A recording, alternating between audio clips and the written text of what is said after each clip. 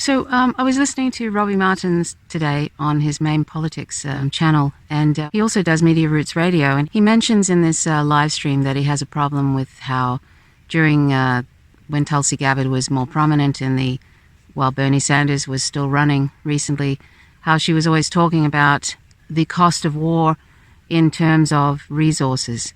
She really wasn't focusing very much on the actual cost of war, the real cost of war, which is more important, which is the lives of people. The lives of people where U.S. imperialism is destroying black and brown people's lives all over the world, in not only in the Middle East, but in Latin America with meddling, regime change, etc. I often used to think when Tulsi Gabbard was talking, and this also occurs too, I think, if you hear libertarians talk, anybody who talks in terms of the economy and really tends to focus only on that, or only talks in terms of loss of U.S. soldiers' lives, and of course that's a tragedy too. But anybody who's avoiding talking about what we're doing to the people in the Middle East with the U.S. imperialist invasions on lies and occupation, anybody who is avoiding talking about that, one has to wonder why, because this is a point sometimes I make when I talk about veganism, and people will tend to focus on, there's a lot of people, they don't see it as an ethical position, they see it as either a health thing or they see it as something to do with the environment. And yes, of course, that's their ancillary benefits, and of course environment is also to do with animals being pushed out of their habitats because of animal agriculture, which is one of the greatest destructive forces on the planet today, and one of the greatest contributors to the climate crisis. So, but the thing is that veganism, when it was coined in 1944 by Donald Watson, is an ethical position. It's about rejecting the use of animals for food, clothing, entertainment, and other reasons. And these other things like environment and health are ancillary benefits, even though, of course, there's tremendous costs to not being vegan, not only to non-human animals, of course, the main reason, but all these other factors. But why I bring veganism up in relation to this position that people take about anti-imperialism, or rather, when they're talking about U.S. wars, they don't talk about the real cost of war, which is human lives and destroying their entire country, mostly destroying it. That's rarely kind of brought up. And the same with veganism, when people have sort of co-opted that term to mean health and also just environmental issues. That's also problematic. I used to use this example. If you only talked about the pollution that the smokestacks, I know this is probably a heavy-duty comparison, but this is sort of really what it's like for me.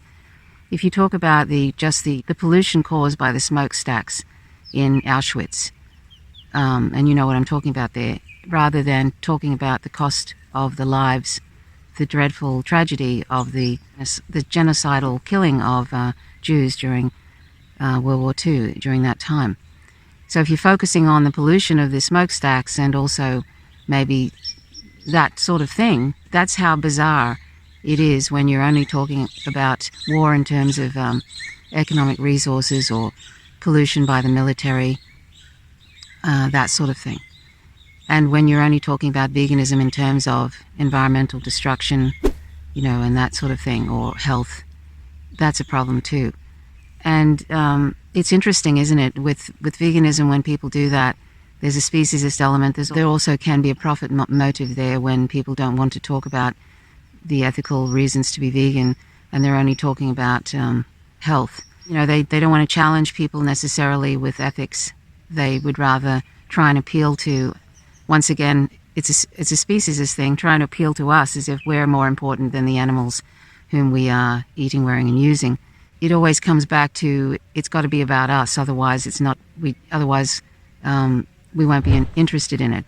And the same thing with U.S. imperialism, or U.S. wars, rather, when people talk about U.S. wars in terms of the cost, how much it costs the economy, even though it's a sovereign economy and a currency issuer, and there'll be almost never-ending funds for those wars, really.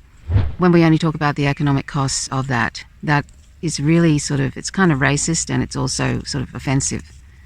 So both those things are equally offensive to me. As a vegan, it's equally offensive to me for people to be talking about veganism and only talking about health if they call their site a vegan site. I'm talking about like when sites just talk about being nutrition sites or whatever, I can give them a kind of a pass. But when they actually call themselves a vegan channel or whatever, and they're only talking about health, I have a problem with that, because veganism is an ethical position. If people are just going to talk about, eating plants, that's a plant-based dieter. There is really no particular ethic in that, except maybe for that you want to look after your health, and you don't want these animal products that are very problematic for one's body. You don't want them in your body. That's really all I wanted to say, was this comparison. I just see both those things as problematic, and I wish people would stop doing it. And yet that seems to be, as far as U.S. imperialist wars go, in the mainstream circles. Well, firstly, in the mainstream circles, they don't even talk about that. It's just invisible. But if it is talked about, like with, say, Tulsi Gabbard and people like her, it's talked about very rarely in terms of the cost on the countries that are being destroyed, and the people's lives by the millions are being destroyed by U.S. imperialism. And when it comes to veganism, there's so few that are actually talking about the ethical position. And when you're not talking about the ethical position, what happens is people will end up, if it becomes slightly inconvenient at some time being vegan, they will drop it and start, cheating, where they're eating little bits of animal products, or just drop it altogether and then call themselves ex-vegan.